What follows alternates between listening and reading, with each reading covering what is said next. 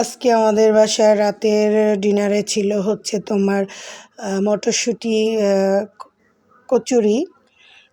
এটা খুবই মজা হয়, লুচিও বলতে পারো মটরশুঁটি। আর এই শীতে বা এই মটরশুঁটির সিজনে এটা কিন্তু বানিয়ে খেতে পারো সবাই। আমার বাসায় প্রায় বানানো হয়, আর আমি তো অনেক মটরশুঁটি রেখে দিয়েছি, ওটা দিয়েও পরে বানিয়ে খাওয়া যাবে যখন ইচ্ছা হয়। তো মাশাআল্লাহ এত ফুল, প্রত্যেকটা লুচি মাশাআল্লাহ অনেক ফুলেছিল একদম।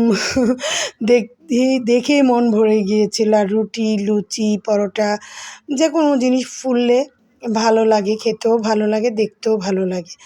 তো এই তো আমার লুচি ভাজা শেষ। আর করেছিলাম মটরশুঁটি দিয়ে নতুন বগুড়ার যে লাল আলু, ওইটার তরকারি।